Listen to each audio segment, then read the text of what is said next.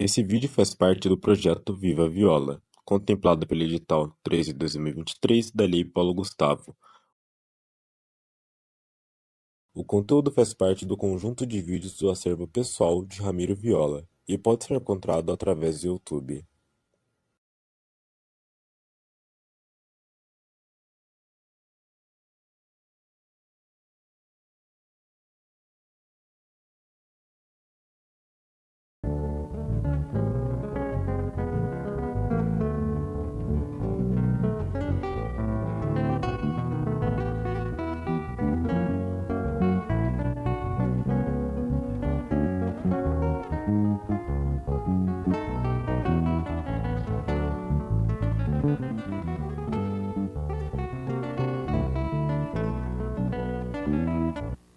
A imagem está em preto e branco. O apresentador, homem branco de cabelo grisalho, usa óculos e camisa social. Na sua mão há um microfone. O fundo é uma parede quadriculada.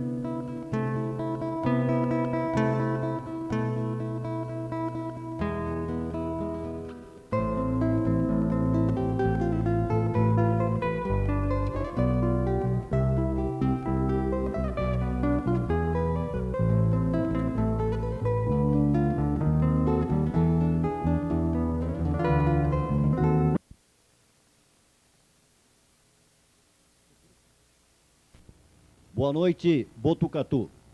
No ar, pela TV Serrana, a televisão de Botucatu, mais uma Gincana La Salle Entrevista, quando procuramos trazer para o nosso colégio e participar conosco pessoas que tenham alguma coisa a apresentar de útil para a população de nossa cidade.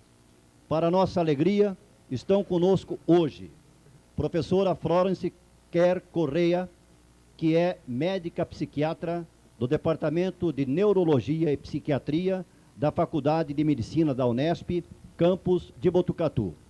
E também o professor Ariel Antônio Mendes, que é médico veterinário, vice-diretor da Faculdade de Medicina Veterinária de Botucatu e presidente do Conselho de Vice-Diretores da Unesp. Doutora Florence e professor Ariel vão falar conosco a respeito do consumo de álcool e outras drogas, prevenção e tratamento. Boa noite, doutora. Boa noite. Boa noite, doutor. Boa noite.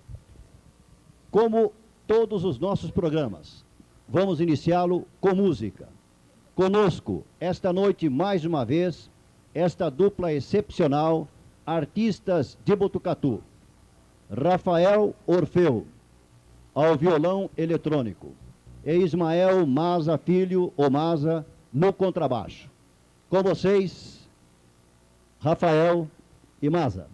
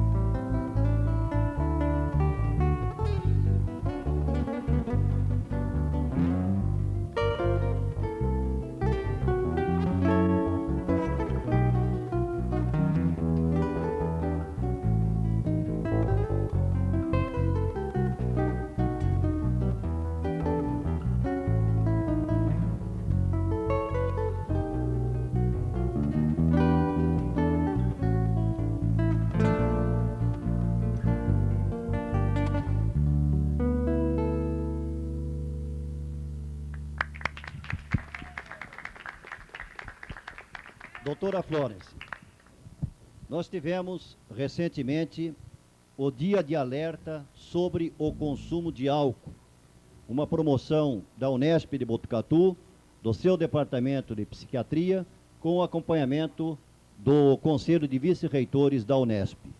Por que um dia especialmente dedicado a este tema, doutora? Esse dia, bem como dias, às vezes, dedicados ao alerta sobre a depressão e tal, eles são de muito eles existem há muito tempo já nos Estados Unidos, em outros países, e funcionam muito bem. E nós resolvemos implantar aqui em São Paulo, na Unesp, e funcionou também muitíssimo bem. São dias em que, organizadamente, a comunidade como um todo, nós vamos para a mídia, vamos para os rádios, para a televisão,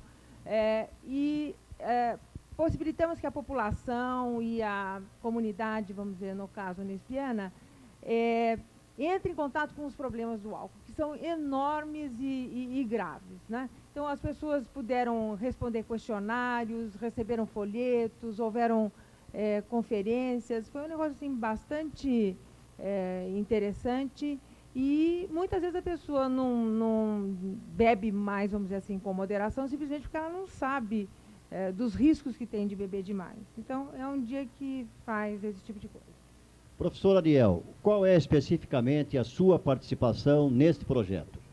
Bom, esse projeto é um projeto institucional da Unesp. Ele nasceu de uma preocupação dos vice-diretores com o consumo excessivo de álcool, nocivo, digamos assim, de álcool e de drogas por alunos na Unesp.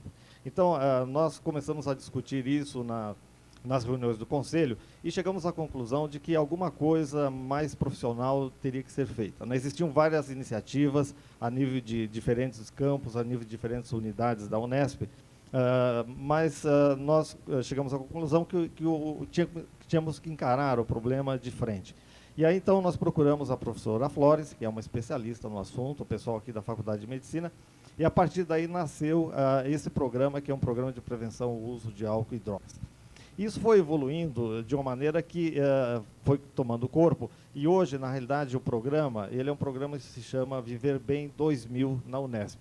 Ele é um programa, então, mais amplo, e nós não estamos preocupados apenas com álcool, consumo de álcool e drogas, mas também com violência, com prevenção ao trote violento, né? E além dessas atividades que a professora Florence já citou, nós já estamos planejando, por exemplo, uma outra atividade para março, para a recepção dos calouros, né? Dos calouros, porque existe uma preocupação muito grande, né?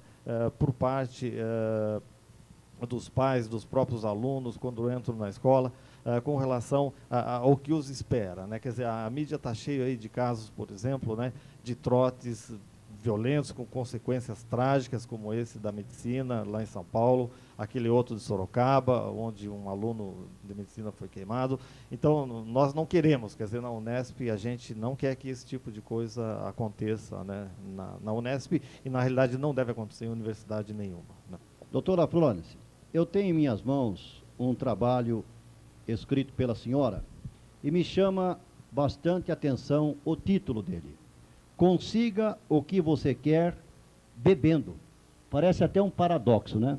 Por favor, explica para a gente este título e o conteúdo deste trabalho.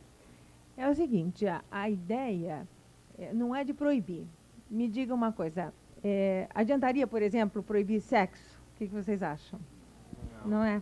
Adianta, se eu falar para vocês, não bebam, o que vocês fazem? Bebe, tá certo? É exatamente isso. Nós partimos da ideia que não adianta ser mais realista que o rei, mais papista que o papa, e partir da ideia que as pessoas gostam de beber. Desde que o mundo é mundo, se usa alguma droga para alterar o sistema nervoso central. Não tem uma civilização, uma cultura que não faça uso de algum tipo de droga, tá certo? E o álcool é o mais comum. No mundo ocidental é o álcool. Entre os índios tinha o cauim, né? Que eles todos ouviram as histórias aqui das velhas que ficavam mascando abacaxi, etc., ficam uns dias fermentando e tal. Então, o álcool é a droga mais usada, é muito barato, no Brasil é muito barato, você pode comprar uma garrafa de pinga por 80 centavos, então nós partimos desse princípio assim, se a pessoa quiser ser abstinente, se ela quiser não beber, ótimo, bom para ela, mas a maioria de nós gosta de beber de vez em quando. Então, o que a gente quer é ensinar a pessoa a beber de uma maneira adequada, porque, na verdade, a maior parte dos acidentes acontecem quando a pessoa exagera. Se ela beber pouco, ela fica relaxada, legal, continua com o raciocínio bom e tal. Mas, quando ela exagera, e exagero não é muito, 5 drinks de uma vez, a maioria de nós, todo mundo está tonto. E o que é 5 drinks, 5 doses? Vocês têm ideia do que é uma dose de álcool? Tem, Ana? Não?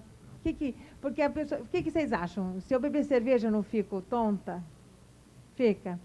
Mas entre cerveja e uísque, é a mesma coisa? Não. O que é a diferença principal que vocês notam? A concentração.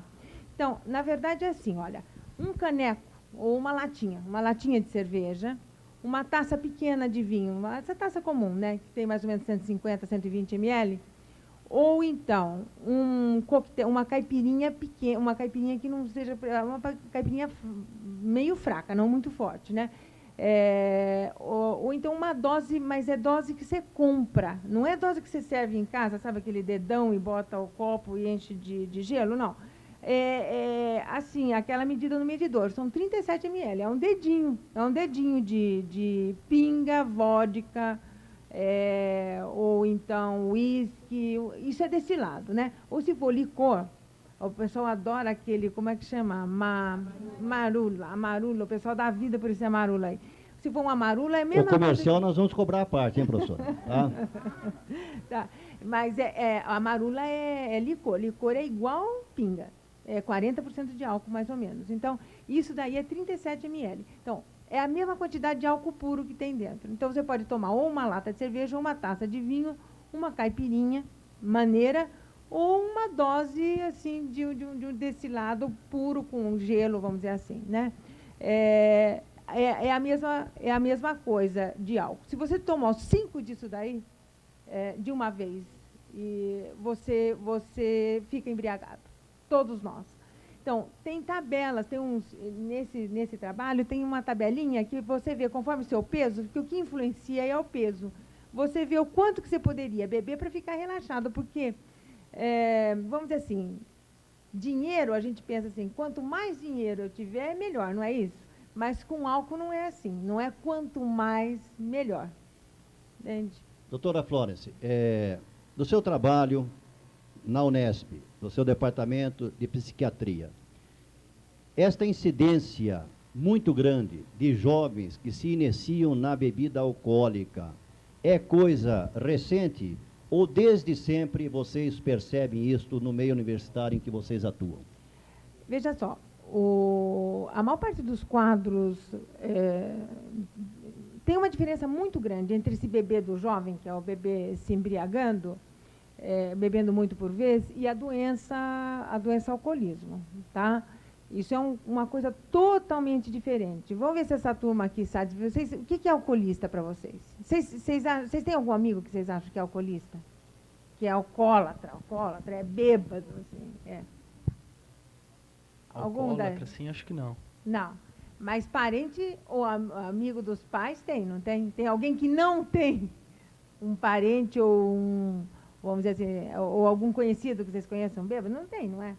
É bem diferente uma coisa da outra. O que será que é diferente entre uma pessoa que é alcoólatra e um alcoolista ou doente e vocês, que gostam de beber, vamos dizer, de vez em quando bastante? O que caracteriza... Seria a dependência? A dependência. E o que é a dependência para você? É o não poder viver sem o álcool. Exato. Não poder, basicamente. Não poder viver. Então, isso é uma das características. A vida da pessoa está inteiramente planejada pelo álcool, não é isso? A pessoa está pensando de manhã já se ela vai passar no supermercado certo, não é? Exato. Que festa que ela vai, se eu vou passar na... Não é qualquer amigo que serve o amigo de copo, aquele que vai ter bebida lá e tal, né? Então, a vida da pessoa fica inteirinha planejada, pensada em termos de como é que eu vou comprar, conseguir o álcool, depois tomar e depois se recuperando dos efeitos, né? Então, isso é uma das características. Tem outras características também. Vocês conseguem sacar com mais alguma ou não? Uma pessoa que estava ali antes de mim falou, olha, eu tive um parente aí que começou a ver bicho, não sei o quê e tal. Vocês já viram falar disso? De gente que chega a ver bicho na parede, aranha, de tanto beber? Tá, isso é o caso extremo da abstinência, que o corpo está tão acostumado, fica tão dependente do álcool, que se a pessoa para, ela tem sintoma, né? Mas nem sempre vai para ver bicho.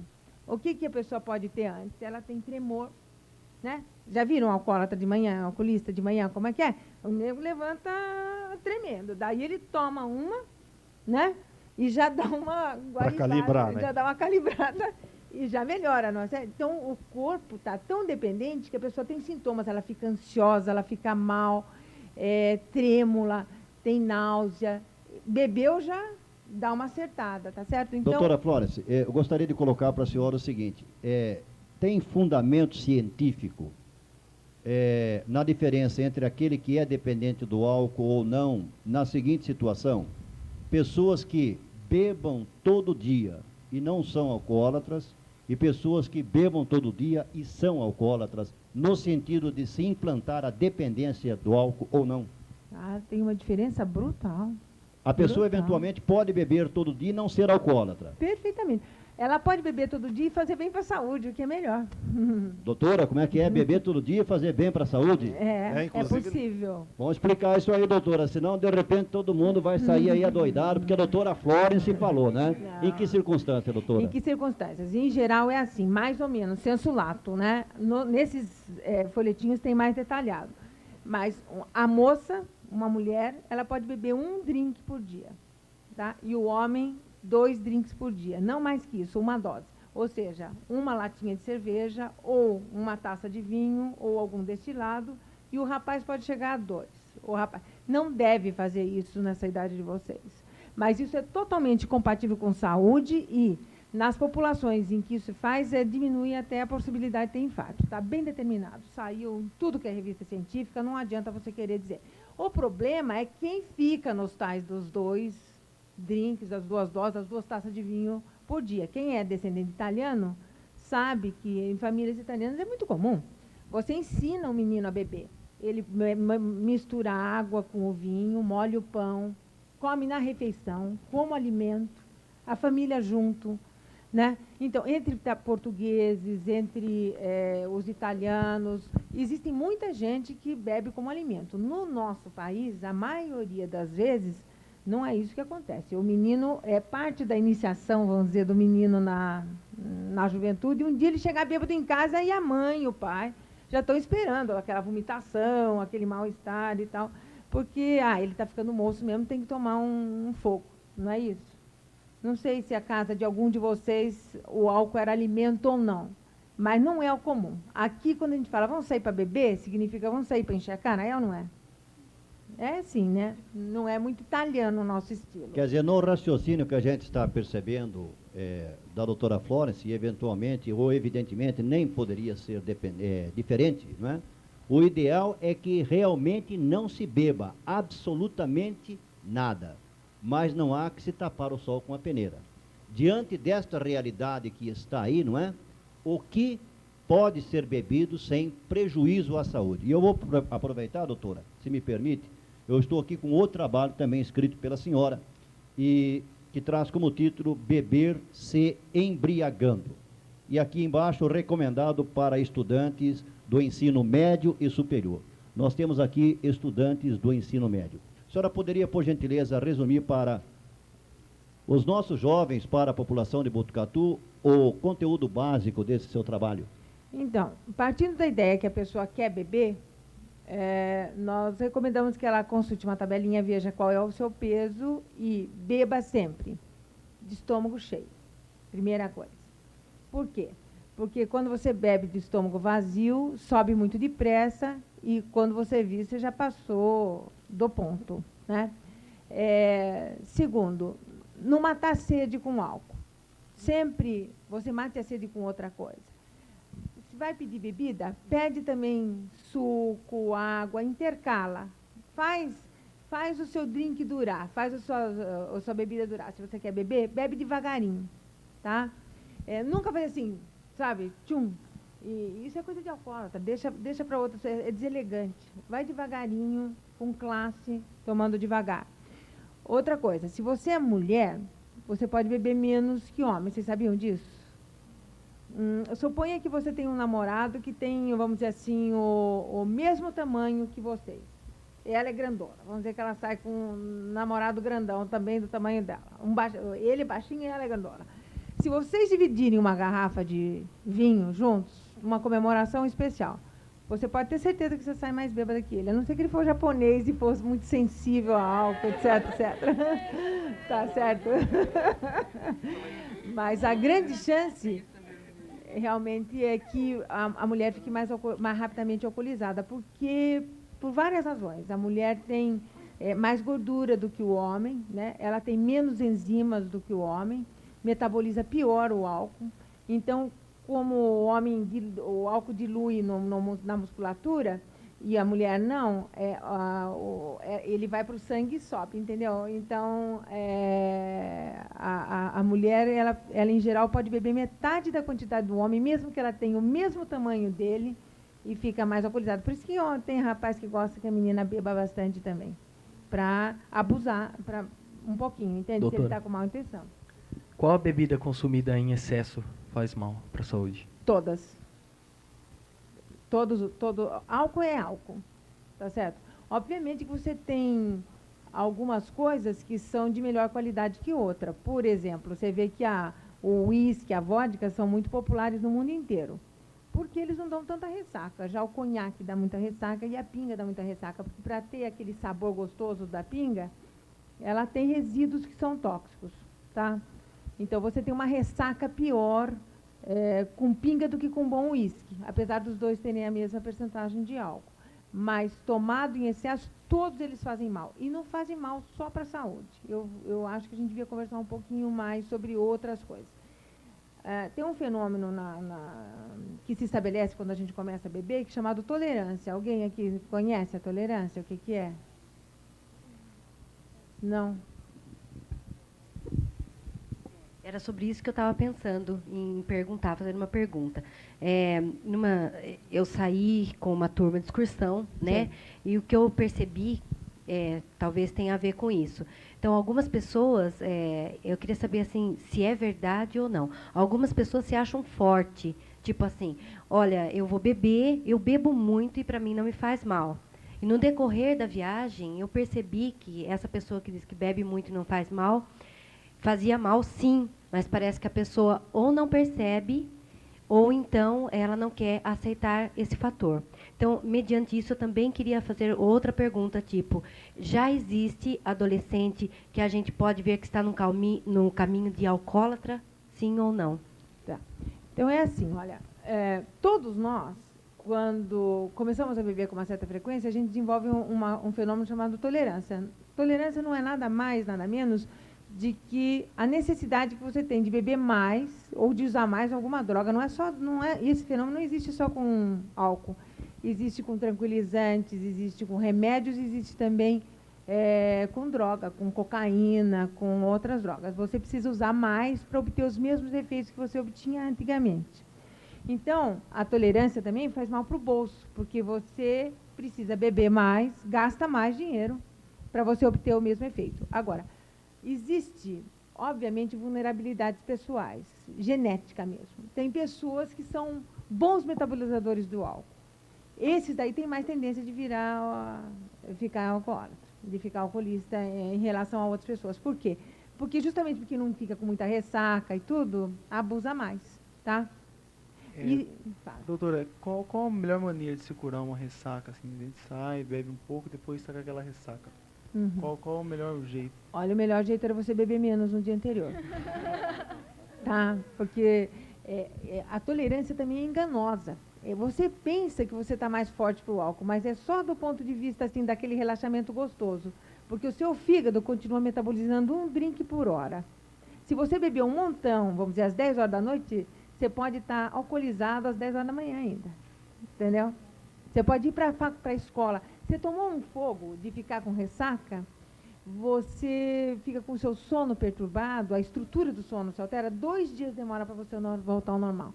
Então, você fica sonolento, você aprende menos, as notas ficam piores. Mesmo que você queira estudar, você não memoriza tanto, tá certo? Então, o álcool prejudica muito o aprendizado da pessoa. Se a pessoa começa a beber muito, se ela vai bem na escola, é apesar do álcool, não é por causa do álcool. Se você tem um pai ou uma mãe que são também alcoolistas, se você começar a beber muito, 3, 4 vezes mais chance você tem de virar alcoolista também, tá certo? E não significa que todo filho de alcoolista não é isso, a maioria não vai ser.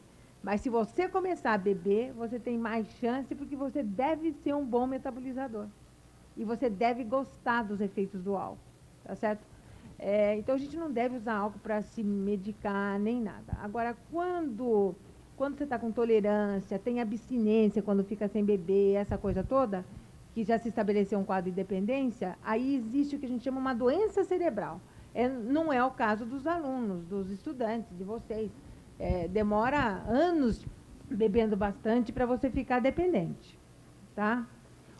Assim mesmo, morre mais gente bebendo muito, sem ser alcoolista, do que por complicação crônica, por cirrose e tal. Por causa de acidente, né? Florence, aproveitando o gancho da pergunta dele, eu acho que existe muito mito com relação a isso, né? Inclusive nos folhetos colocado, e a gente colocou bastante isso durante a campanha. Por exemplo, tomar banho gelado, a história de tomar uma cerveja, no caso da ressaca que ele estava mencionando, né? Então, tem pessoas que têm o hábito, por exemplo, de levantar de manhã e tomar uma cerveja, que é aquela história de dar uma calibrada e tal. Tomar banho gelado.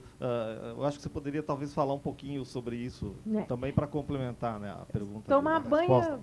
Realmente, a doutora Florence vai falar sobre isso logo após a apresentação de Rafael e Maza dentro da Gincana La Salle Entrevista.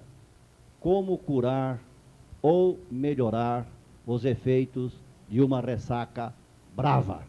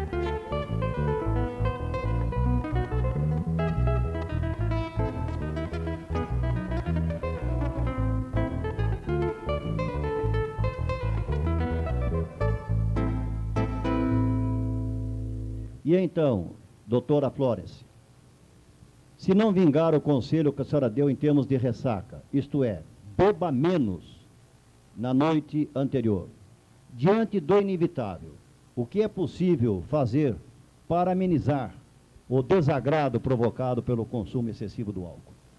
Realmente, na hora que aconteceu a ressaca, é algum analgésico, aspirina ou Tilenol, bastante água, porque em geral você está bastante desidratado, tá certo? Ajuda a melhorar se você tiver com uma irritação gástrica, um antiácido, ajuda um pouquinho. Mas é bom dizer que bebedeira não tem o que cure. Quando você está embriagado, não adianta banho quente, não adianta café, não adianta nada. Tá certo? Sim, o fígado metaboliza um drink por hora e ponto, acabou. Você tem que curtir a bebedeira até o fim, então não adianta dizer que você vai ficar sob controle se você precisar, porque não existe isso, tá certo? E fala. Doutora, eu queria falar sobre essa nova onda de energéticos que misturada à bebida alcoólica, que provoca problema no fígado, não sei também. Olha, o grande provocador mesmo de problema no fígado é o álcool, né? A maioria desses energéticos que estão à venda são à base de cafeína. É como se estivesse misturando guaraná em pó junto, etc. O que eu acho ruim disso daí? Cada vez, a gente diz assim, não usa droga, mas se você usar, use uma só, entendeu como é que é a história? Porque você perde muito controle. Por exemplo, você toma cafeína com álcool, vamos dizer, esse Red Bull, essas coisas desse tipo aí. Se você toma demais, você pode talvez não perceber logo que você já estaria ficando tonto. E você bebe a mais do que você deveria beber. E pode ter mais problema. Então também não é tudo isso que falam que ele provoca o negócio no fígado? Não. O principal agressor para o fígado é o álcool. Olha, as pessoas ficam super preocupadas com as outras drogas. Eu não vou dizer que as outras drogas não sejam importantes. E uma vez que se estabelece a dependência, na verdade, a dependência das outras drogas se estabelece muito mais rápido do que o álcool. Mas, em termos sociais, o álcool é muitíssimo mais importante do que as outras drogas em termos de provocar mortalidade, doença, um monte de problema. Doutora Florence, eu gostaria agora de focalizar um outro aspecto do nosso bate-papo, da nossa conversa a respeito do uso de drogas em si. Com a sua experiência, com seus levantamentos, eu gostaria de fazer à senhora a seguinte pergunta: como chegam os nossos alunos para o ensino superior em termos de já terem usado ou experimentado ou não algum tipo de droga além do álcool? A coisa é mais ou menos a seguinte. Em torno de 20% deles já tinham experimentado algum tipo de droga antes de entrar para a faculdade. E outros 10% vão acabar usando dentro da faculdade. Então, realmente, é mais ou menos por aí. Uma curiosidade minha também, não sei se cientificamente está comprovado ou estatisticamente está comprovado. No curso de medicina, os casos de depressão e, consequentemente, necessidade de tratamento, esses casos são maiores do que nos demais cursos universitários ou não? E se sim, na opinião da senhora, o que motivaria este fato? Tá. Não é minha impressão. Os médicos e estudantes de medicina não são diferentes do que o nível, as camadas socioeconômicas às quais eles pertencem. Tá certo? Então, a frequência de uso de álcool é muito mais relacionada, no levantamento que nós fizemos na Unesp, é muito mais relacionada a nível poder aquisitivo do que a um curso específico. Então, os meninos de biologia bebem um pouco mais do que os outros cursos de humanidades exatas, mas porque eles têm mais dinheiro. Quando a gente vai para a droga pesada, por exemplo, são os cursos de humanidades que usam mais. E os cursos de exatas são os que usam menos de tudo. As meninas de exatas são os que usam menos de tudo. Os meninos, em termos de drogas ilegais, a Unesp é semelhante também à USP e outras faculdades. Quer dizer, a maconha é a principal droga ilegal usada, seguida de solventes, né? O lança-perfume, loló, esse tipo de coisa. No caso específico de Botucatu, da medicina, enquanto que nos outros campos maconha é realmente marcadamente acima de solventes, no caso de biologia e de Botucatu, o uso de solventes é igual ou até um pouquinho superior à maconha. Doutora, aí que fica uma grande curiosidade que a gente talvez vai enveredar pelo campo da psicologia e também da psiquiatria.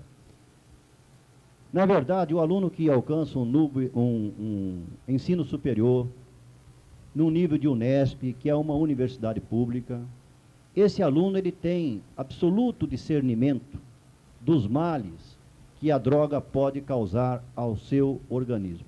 Na sua visão como psiquiatra, embora conhecendo por que o jovem universitário, às vezes até em último ano de sua carreira, insiste em continuar fazendo uso de substâncias tóxicas? Olha, mais uma vez, o estudante de medicina ou o estudante da Unesp, ele é parte do grupo a que ele pertence. Por exemplo, nos Estados Unidos está havendo uma tendência a diminuir o uso de drogas e de álcool, em todos os níveis, e ao mesmo tempo as pessoas admitem que bebem mais. Não é mais. Veja que cigarro diminuiu acentuadamente em todos os cursos, particularmente no de medicina. É em torno de 10% dos alunos que fumam diariamente, mas na medicina está a 2%. Por quê? Porque cigarro não é não é moda mais. Então, o problema é que não é ser informado. A pessoa quer pertencer ao grupo, quer fazer o que os outros fazem, quer ser igual aos outros. Se a gente consegue que eles não considerem moda interessante, bonito, chique usar, eles não usarão.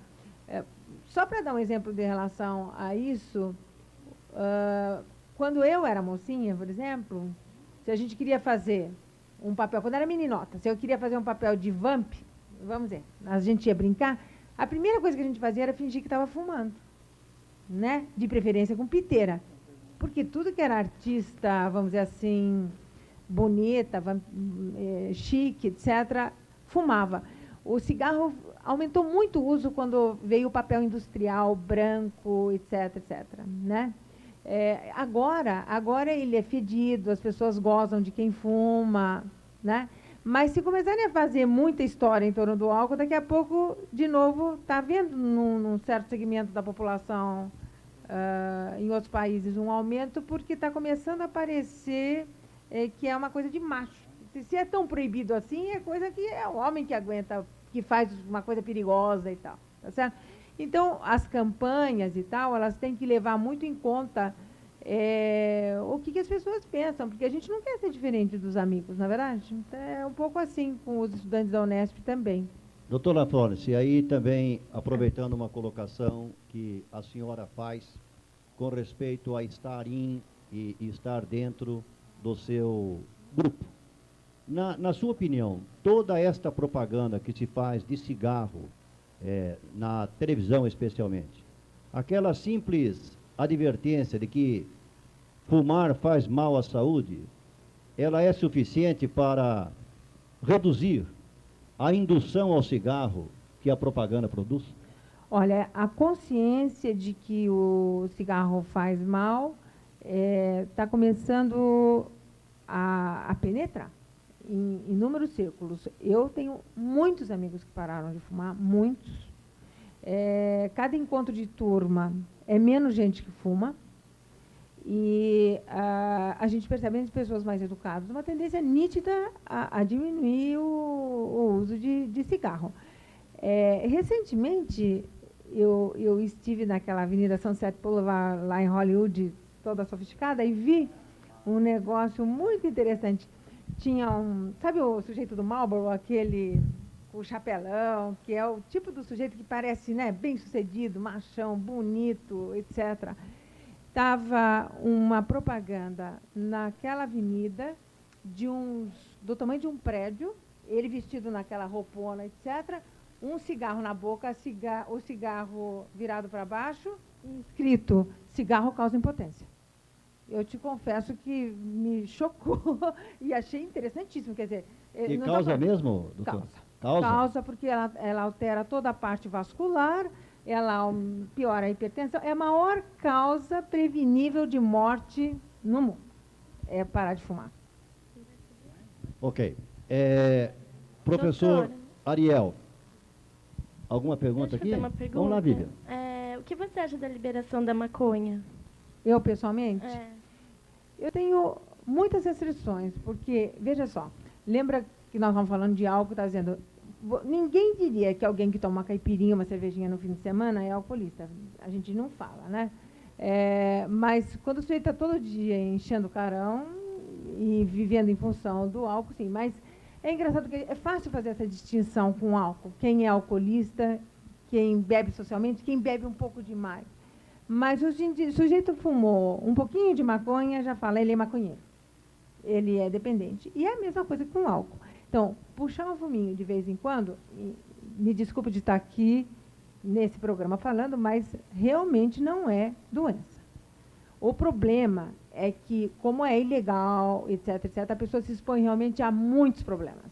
Quando ela começa a usar uma droga ilegal, ela é presa, ela enfrenta, se pega um filho de uma família importante, vai para a primeira página do jornal, etc., etc.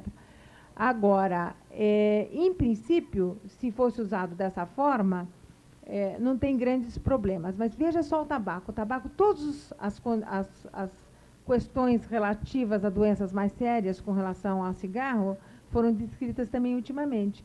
Nada indica que a maconha não possa vir a ter os mesmos problemas, porque tudo que é inalado provoca muito mal no pulmão. Agora, quando ela é usada diariamente, o dia inteiro, etc., vocês sabem que tem gente que, se falta maconha na cidade, é capaz de ir a pé para São Paulo, tem um outro tipo de relação, não tem mais liberdade de escolha, tem que fumar maconha, tem que dar uma bola. Nessas circunstâncias, eu tenho visto inúmeros quadros psiquiátricos sérios, e tem algumas pessoas que são muito vulneráveis, que eu nunca vi com cigarro, hein? Cigarro tem problema clínico e tal, mas eu nunca vi ninguém ficar psicótico por causa de cigarro. Falam, cigarro mata muito, mata, mas alguém tem dúvida que é preferível ter um marido fumante do que um marido alcoolista? Ninguém tem dúvida disso, né? E fumando muita maconha, algumas pessoas nem tanto assim ficam psicóticas. Se elas tiverem uma vulnerabilidade, por exemplo, para esquizofrenia e tal, desencadeia o quadro. Agora, ela tem até função terapêutica. Ela diminui, por exemplo, a náusea ou o enjoo que dá para a quimioterapia quando a pessoa está em tratamento para câncer.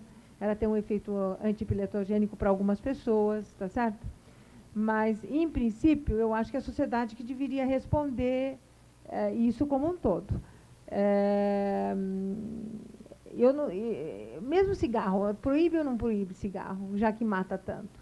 Eu tenho a impressão que vai criar uma confusão do tamanho de um bonde. Mas tem muita gente achando que devia proibir o cigarro também. Doutora Florence, eu gostaria de colocar o seguinte. Temos visto alguns pais, algumas mães, conversando com a gente, que percebendo o problema do uso de drogas para seus filhos, nos perguntam se a gente, enquanto diretor de uma escola estadual, que sou, enquanto coordenador desse colégio, se existe em Botucatu algum programa que ajuda pais cujos filhos sejam dependentes químicos a enfrentar esta situação de uma maneira mais razoável, de uma maneira menos traumatizante. Uhum. Olha, nós temos um programa de tratamento lá na faculdade, mas que é um tratamento que inclui familiares para pessoas que já são dependentes, que têm um problema mais sério, filhos e pais, né? Isso existe nas quintas-feiras. Nas terças e quartas, nós temos um programa de tratamento também para familiares e pacientes alcoolistas. E na quinta, para dependentes de drogas. Doutora, essa informação da senhora é de tal importância que eu gostaria que a senhora, por gentileza, registrasse mais lentamente os dias em que esse tratamento é feito para dependentes químicos e o dia que esse grupo se reúne para pais ou parentes de dependentes de tratamentos químicos. Então, o grupo de dependentes químicos é às quintas-feiras, às 8 horas, no bloco 1, ambulatório de psiquiatria. 8 da noite ou da manhã? Da manhã. 8 horas da manhã. E os de para tratamento de alcoolismo são às terças e quartas-feiras pela manhã. Na terça tem para familiar de alcoolista também. O de quinta, que é o de drogas, é para familiares e pacientes. O que eu queria dizer é que existem muitos níveis diferentes e às vezes a pessoa não é doente. O que eu lanço o desafio é de a gente fazer alguma coisa dentro da escola. Fazer com os professores, para eles trabalharem com os alunos. Nós temos um programa muito interessante, esse pelo qual eu vim com a camiseta aqui, que é esse projeto Viver Bem 2000, o programa de prevenção ao uso de drogas que nós estamos usando é um programa que foi selecionado de milhares nos Estados Unidos porque funcionou.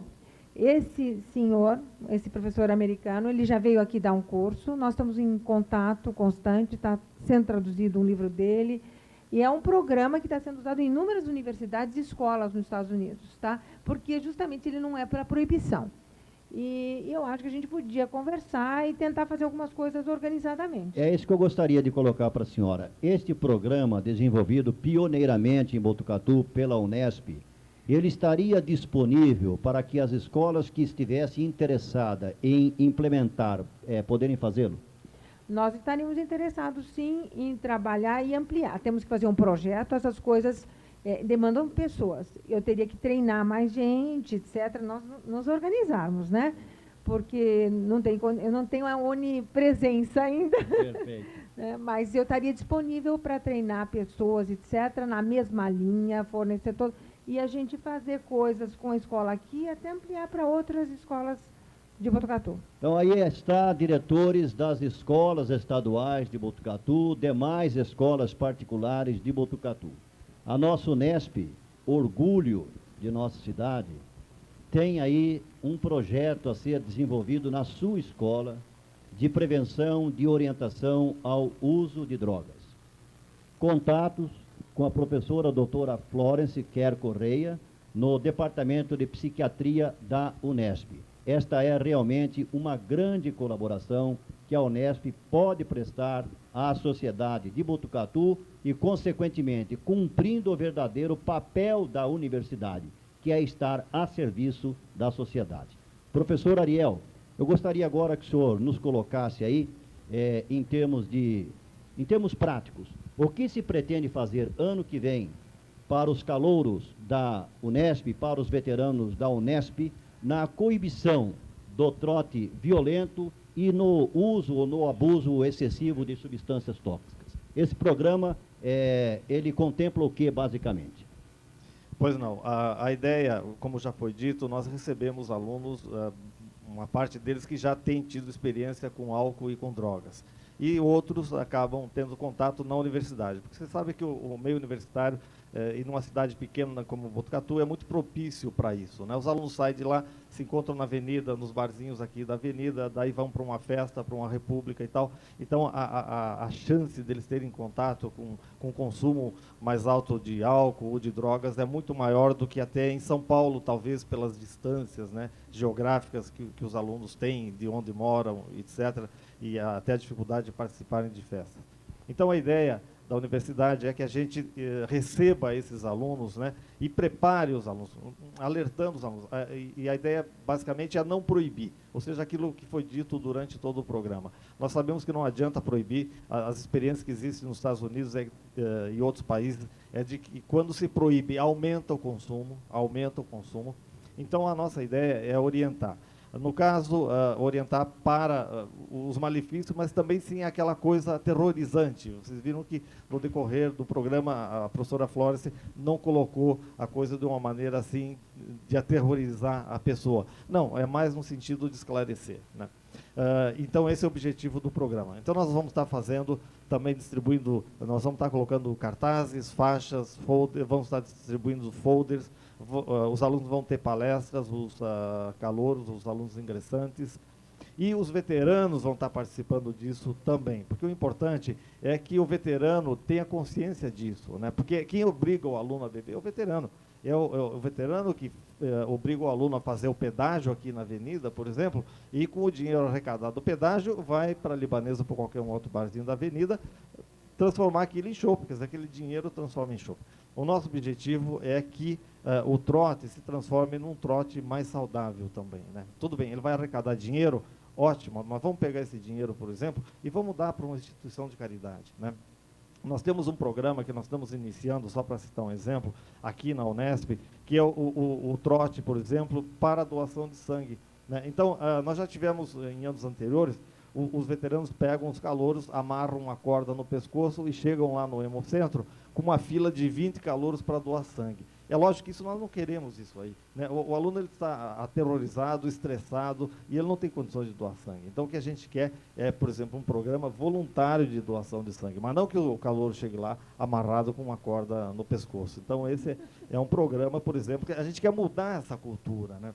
O trote, quer dizer, existe uma proibição de trote, por exemplo, na Unesp, mas o problema do trote, ele não acontece, o trote violento, né, ou o trote mais agressivo, ele não acontece lá dentro do campus, ele acontece mais aqui fora, né, aqui fora, na cidade, são nas repúblicas, né.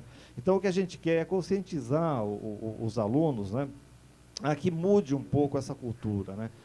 Todo mundo acha que o trote faz parte da cultura universitária, é um rito de iniciação, etc., né? Mas o que nós não podemos admitir, né, é aquele trote violento, é o trote constrangedor, é aquele trote onde o aluno é amarrado num poste, por exemplo. Existe N outros casos aí, muito mais sérios, né? Então, esse tipo de coisa que a gente quer coibir. Então, só para encerrar, nós vamos ter, por exemplo, uma campanha que está sendo desenvolvida agora, onde ela basicamente contempla a participação dos alunos. Então, nós vamos ter um concurso de frases, né, que vai ser semelhante mais ou menos a esse programa, que isso também está inserido dentro desse programa do Viver Bem 2000 na Unesp, um concurso de frases sobre o consumo, sobre o trote violento. E um concurso de charges também, desenvolvidas por alunos da Unesp. Nós vamos ter também cartunistas, né, como Bojalo, Angeli, eles vão estar elaborando charges, e a Unesp, esse programa é um programa muito interessante. Provavelmente a Unesp vai estar liderando todo um processo a nível de Brasil com relação ao trote violento, pela abordagem que a gente vai dar a esse problema. Ou seja, nós não queremos esconder, né, o problema, a gente não quer omitir, a gente quer apenas tratar isso de uma maneira mais consciente, mais realista e mais profissional. E é evidente que quando nós temos casos de trotes violentos, mesmo agressivos, isso às vezes é encarado de uma maneira até policial, né? Quando acontece fora, é aberto um boletim de ocorrência e a pessoa vai depois responder a um processo, e nós temos vários casos aqui na Unesp nesse sentido. Pois não. Doutora Florence, uma última pergunta à senhora, e que também, com certeza, vai servir de muita orientação para quem está nos assistindo neste momento. A pessoa dependente química, o sucesso de tratamento para essa pessoa depende dela própria querer se tratar ou não? Depende, sem sombra de dúvida, mas nós podemos ajudá-la a criar essa vontade. Se ela for ao tratamento, mesmo que no início não seja com muito gosto assim, existem maneiras de se trabalhar e motivá-la a tratar, vale a pena levar. Agora, eu queria dizer que tem que ir precocemente, porque as chances de sucesso quando você começa precocemente o tratamento é muitíssimo maior do que se você deixar a pessoa evoluir para um período mais grave, isso para álcool e para droga, né? Se você tem um paciente muito grave, as chances de melhora são de 30%, enquanto que se você pega no início do tratamento, uma pessoa que está bebendo muito, mas ainda não está grave ou no início, realmente 80% melhora. Doutora Florence, muito obrigado por sua presença aqui. Professor Ariel, muito obrigado por sua presença aqui. Doutora Florence, em 30 segundos, nesta câmera, uma mensagem para a juventude de Botucatu a respeito do uso de entorpecentes. Impressione os seus amigos, como nós dissemos, beba com moderação, né? E faça sexo com proteção. Estamos encerrando neste momento mais uma gincana La Sala Entrevista. Hoje, com a presença da professora doutora Flora Siqueira Correia e do professor doutor Ariel Antônio Mendes. Começamos com música e alegria. Vamos terminar com música e alegria. Boa noite, Botucatu. Até quinta-feira, semana que vem, Gincana La Salle Entrevista. TV Serrana, TV pioneira de Botucatu.